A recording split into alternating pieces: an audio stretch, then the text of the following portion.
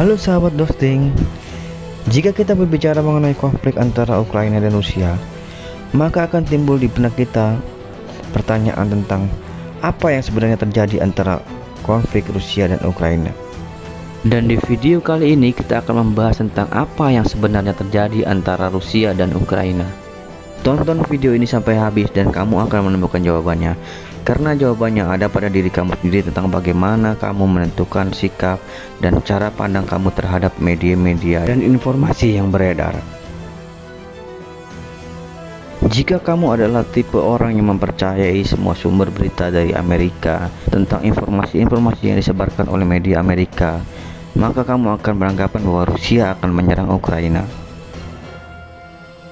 Tapi sebaliknya, jika kamu adalah orang yang kritis serta menggali dan meneliti setiap sumber-sumber informasi, maka kamu akan berpikir bahwa berita mengenai Rusia akan menyerang Ukraina adalah hanyalah berita hoaks semata.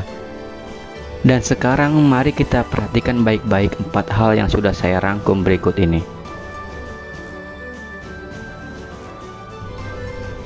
Yang pertama adalah pada saat Biden menelpon Volodymyr Zelensky.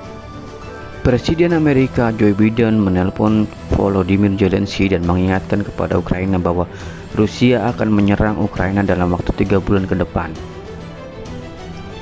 Presiden Ukraina membalas Biden dengan tenang dan tegas, mengatakan bahwa dirinya lebih mengetahui tentang bagaimana Ukraina dan bagaimana hubungannya dengan Rusia. Dia mengatakan kepada Biden untuk tidak ikut campur dalam urusan Rusia dan Ukraina karena dia menganggap bahwa dia lebih tahu daripada Biden mengenai negaranya.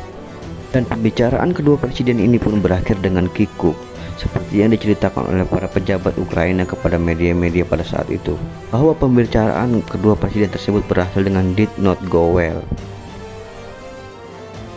Dan yang kedua adalah Presiden Ukraina sendiri meminta media agar mengabaikan setiap informasi yang datang dari Amerika mengenai hal-hal penyerangan yang dilakukan oleh Rusia, karena itu tidak benar.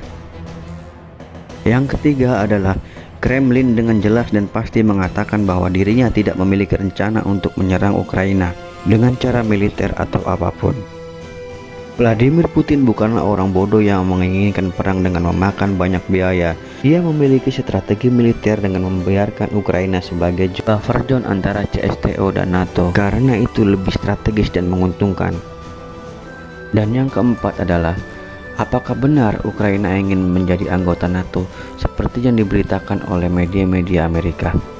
Jawabannya adalah tidak, karena itu hanyalah hoak-hoak media yang dibuat oleh orang-orang Amerika.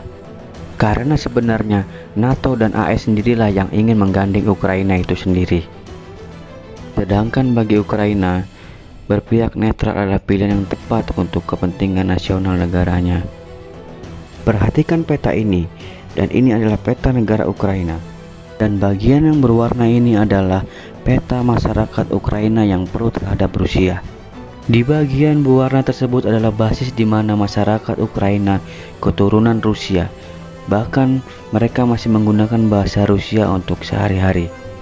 Maka dapat kita simpulkan jika Ukraina bergabung dengan NATO, maka bangsa mereka akan terpecah-pecah dan Ukraina hanyalah tinggal sejarah. Sampai di sini kamu semua pasti akan menyimpulkan mengapa Vladimir Putin sampai saat ini tenang-tenang saja dan santai menanggapi tentang isu Ukraina dan Rusia.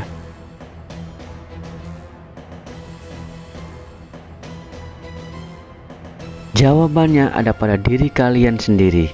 Apakah kalian ingin mempercayai media-media yang dibuat oleh orang Amerika?